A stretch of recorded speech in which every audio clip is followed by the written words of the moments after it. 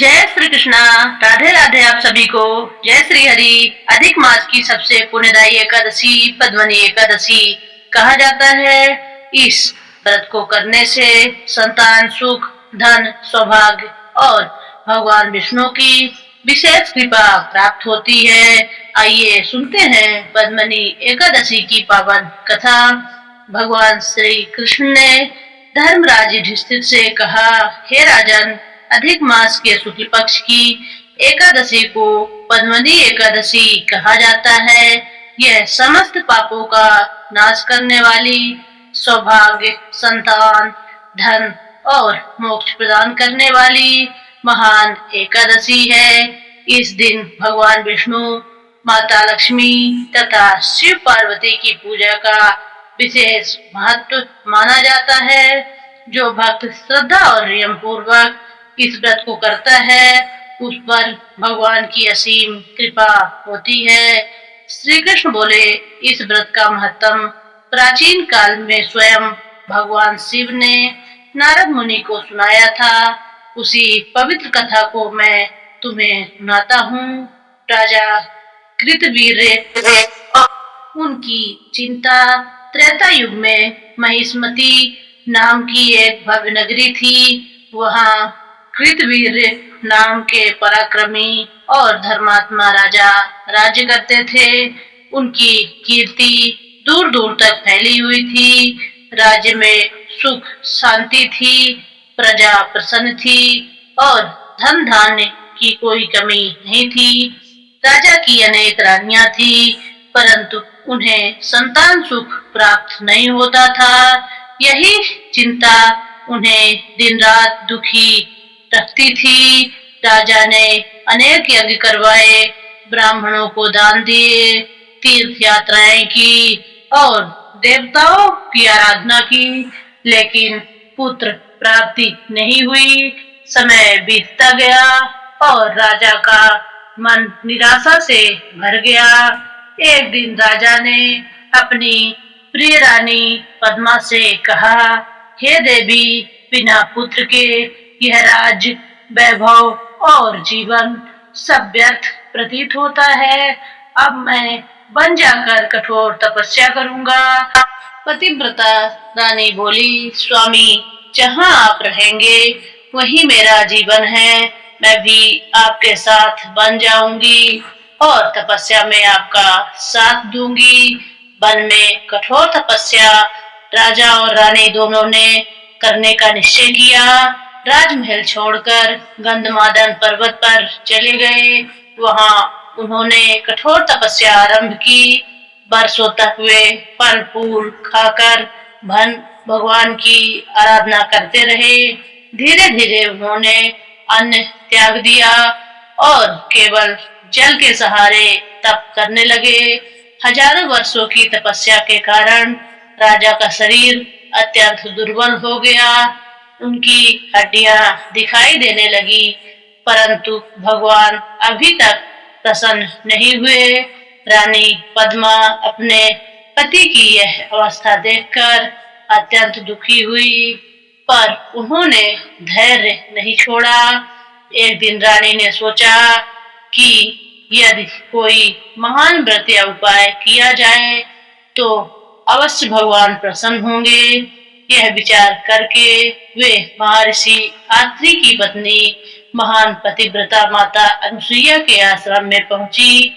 रानी ने विनम्रता से प्रणाम कर कहा, हे माता, मैं राजा कृतवीर्य की पत्नी पद्मा हूँ। हम दोनों वर्षों से तपस्या कर रहे हैं, परंतु अभी तक हमें संतान प्राप्त नहीं हुई। कृपा करके ऐसा उपाय बताइए जिससे हमारा कल्याण हो। माता अनुसुईया का उपदेश। माता अनुसुईया ने प्रेम पूर्वक कहा, हे देवी, अधिक मास में आने वाले शुक्ल पक्ष की पद्मनी एकादशी अत्यंत पुण्यदायी होती है। यदि तुम श्रद्धा और नियम पूर्वक इस व्रत को करोगी तो भगवान विष्णु अवश्य प्रसन्न होंगे और तुम्हें ऐसा तेजस्वी पुत्र प्राप्त होगा जिसे कोई पराजित नहीं कर सकेगा। उन्होंने व्रत की विधि भी बताई। दशमी से ही सात्विक आहार ग्रहण करें।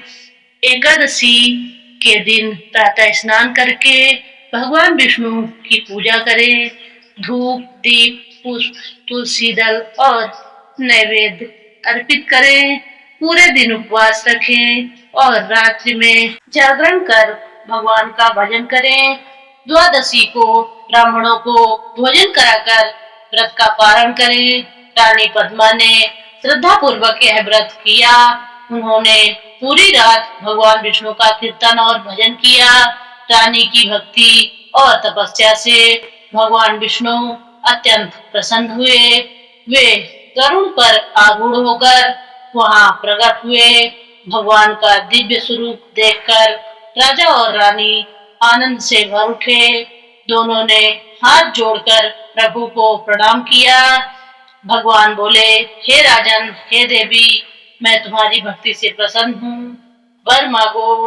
राजा ने विनम्रता से कहा, प्रभु, हमें ऐसा पुत्र दीजिए जो महान, पराक्रमी, धर्मात्मा और संसार में यशस्वी हो। भगवान विष्णु ने कहा, तुम्हें एक अद्भुत तेजस्वी पुत्र प्राप्त होगा, जिसकी वीरता से देवता भी प्रसन्न होंगे। इतना कहकर भगवान अंतर्ध्यान हो गए। कुछ समय बाद रानी पद्मा ने एक अत्यंत तेजस्वी पुत्र को जन्म दिया। उनका नाम कर्तवीर अर्जुन रखा गया। वह बड़ा होकर महान प्रतापी राजा बना। उसके बल और पराक्रम की ख्याति तीनों लोकों में फैल गई। कहा जाता है कि उसने रावण जैसे बलशाली योद्धा को भी युद्ध में पराजित कर बंदी बना लिया था। राजा कृतवीर और रानी पद्मा का जीवन आनंद से भर गया। उन्होंने भगवान विष्णु की भक्ति करते हुए सुख पूर्वक राज्य किया। भगवान श्री कृष्ण ने कहा, हे युधिष्ठिर, पद्मनी एकादशी का व्रत सभी व्रतों में श्रेष्ठ माना गया है। जो मनुष्य श्रद्धा और भक्ति से इस व्रत को करता है, उसके समस्त पाप नष्ट हो जाते हैं। उसे धन, संतान, यश, सुख और अंत में मोक्ष की प्राप्ति होती है। इस कथा का श्रवण और पाठ करने से भी मनुष्य को महान पुण्य प्राप्त होता है। इस प्रकार पद्मनी एकादशी की व्रत कथा समाप्त हुई। आरती हम आगे करेंगे। अब हम आरती करेंगे। ओम जय जगदीश हरे, स्वामी जय जगदीश हरे। भक्त जनों के संकट, भक्त जनों के संकट क्षण में दूर करे। ओम जय जगदीश हरे। जो ध्यावे फल पावे, दुख बिन से मन का। स्वामी दुख बिन से मन का। सुख संपत्ति घर आवे, सुख संपत्ति घर आवे, कष्ट मिटे तन का। ओम जय जगदीश हरे। मात पिता तुम मेरे, शरण गहूँ मैं किसकी। स्वामी शरण गहूँ मैं किसकी। तुम बिन और न दूजा, तुम बिन और न दूजा, आस करूँ मैं जिसकी। ओम जय जगदीश हरे। तुम पूर्ण परमात्मा, तुम अंतर्यामी। स्वामी तुम अंतर्यामी। पार ब्रह्म परमेश्वर, पार ब्रह्म परमेश्वर, तुम सबके स्वामी। ओम जय जगदीश हरे। तुम करुणा के सागर, तुम पालन करता। स्वामी तुम पालन करता। मैं सेवक तुम स्वामी, मैं सेवक तुम स्वामी, कृपा करो भरता। ओम जय जगदीश हरे। तुम हो एक अगोचर, सबके प्राणपति, स्वामी सबके प्राणपति। किस विधि मिलूं दया में, किस विधि मिलूं दया में, तुमको मैं कुमति। ओम जय जगदीश हरे। दीन बंधु दुख हरता, तुम ठाकुर मेरे, स्वामी तुम ठाकुर मेरे। अपने हाथ उठाओ, अपने हाथ उठाओ, द्वार पड़ा मैं तेरे। ओम जय जगदीश हरे। विषय विकार मिटाओ, पाप हरो देवा, स्वामी पाप हरो देवा। श्रद्धा भक्ति बढ़ाओ, श्रद्धा भक्ति बढ़ाओ, संतन की सेवा। ओम जय जगदीश हरे। ओम जय जगदीश हरे। स्वामी जय जगदीश हरे। भक्त जनों के संकट, भक्त जनों के संकट, क्षण में दूर करे। ओम जय जगदीश हरे। आज की व्रत कथा और आरती समाप्त हुई। आप सब हमसे जुड़े उसके लिए आपका बहुत बहुत धन्यवाद। अगर आप मेरे चैनल पर नए हैं तो चैनल को सब्सक्राइब करें, लाइक करें, कमेंट में जय श्री हरि जरूर लिखें। धन्यवाद।